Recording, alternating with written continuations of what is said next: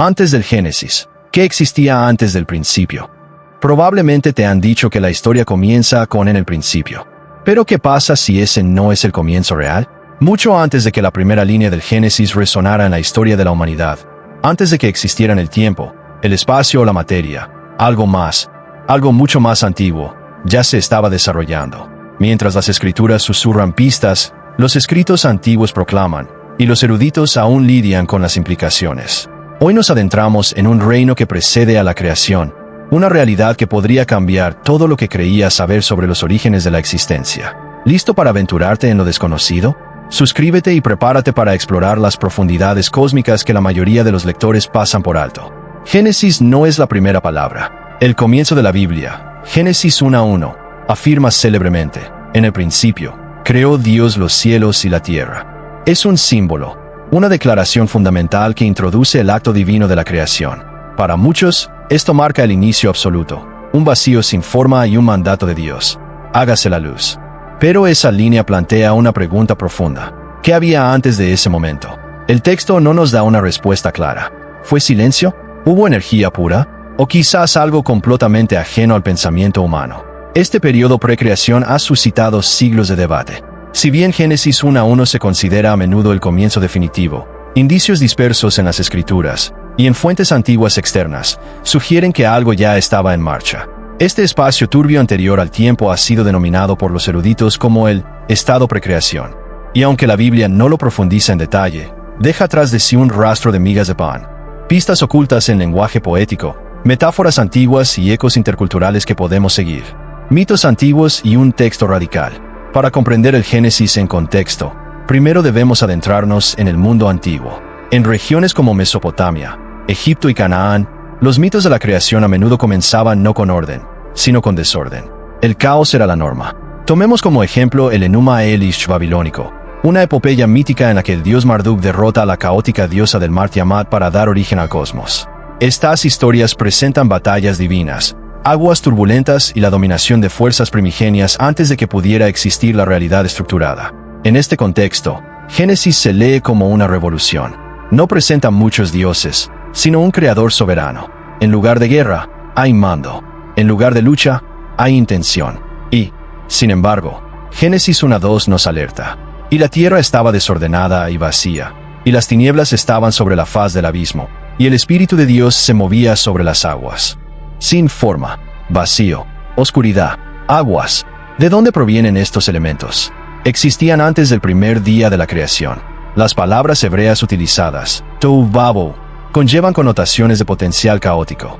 Y el término, lo profundo, tum, guarda un parecido sorprendente con Tiamat. ¿Coincidencia? Muchos eruditos no lo creen. El Génesis quizá contradiga los mitos más antiguos, no los ignore. Al presentar a Dios como soberano del caos, no combatiéndolo, el texto recupera sutilmente la narrativa. Pero eso no borra el misterio más profundo. Estas aguas y esta oscuridad ya existían. Sabiduría antes de los mundos. Para profundizar más, nos dirigimos a Proverbios 8, 22-31, un pasaje que a menudo se pasa por alto al hablar de la creación. Aquí, la sabiduría se personifica, hablando como compañera de Dios. El Señor me creó como el principio de sus obras, antes del principio del mundo. Yo estaba allí cuando Él estableció los cielos. Esta sección poética pinta una imagen impresionante de la sabiduría, no como un concepto abstracto, sino como una presencia junto a Dios antes de que se formara la tierra. Algunos interpretan esto como una metáfora, otros ven algo más. En la tradición judía, la sabiduría está estrechamente ligada a la Torá, la instrucción eterna de Dios. En la teología cristiana, muchos identifican esta figura con Cristo, el Verbo hecho carne. Y hablando de la palabra, entra Juan 1, la palabra preexistente. En el principio era el Verbo, y el Verbo era con Dios, y el Verbo era Dios. El Evangelio de Juan refleja el Génesis, pero añade una nueva dimensión. La palabra griega logos, traducida como verbo, implica razón o propósito divino. No es una simple expresión, sino un principio eterno. Y Juan declara que este logos era Jesús, que existía antes del tiempo, era coigual a Dios e instrumental en la creación.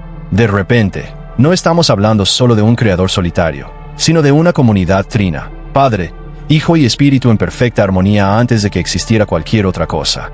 Aquí no hay caos, no hay silencio, Solo una relación divina llena de vida, belleza y propósito.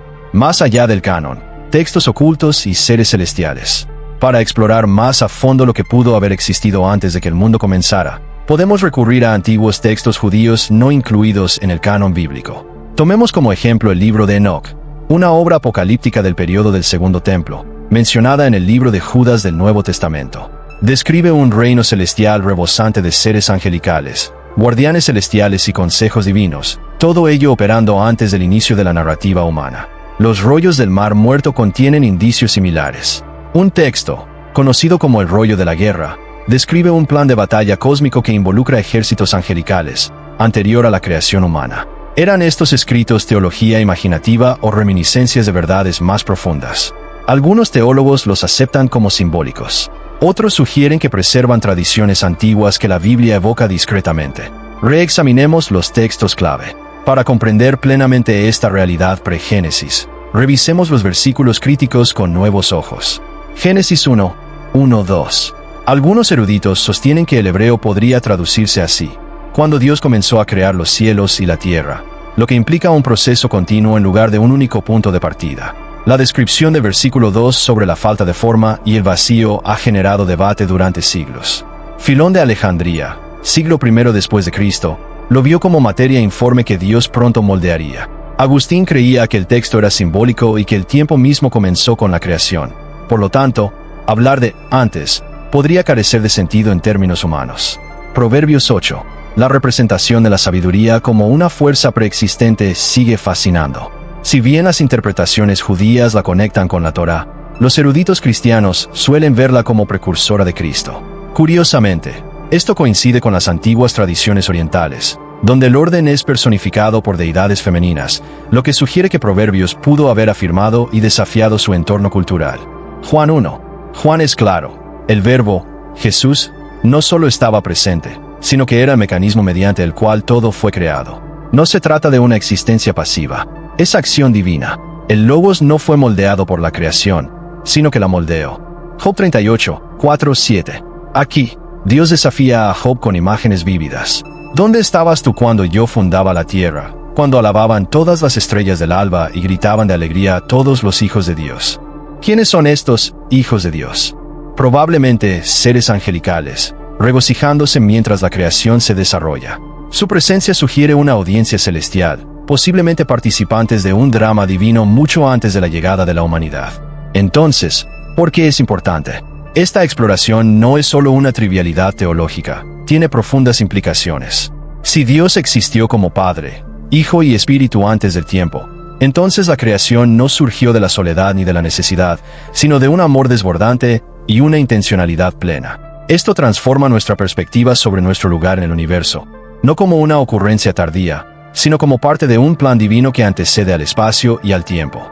Muchos imaginan el estado precreador como un vacío o un campo de batalla.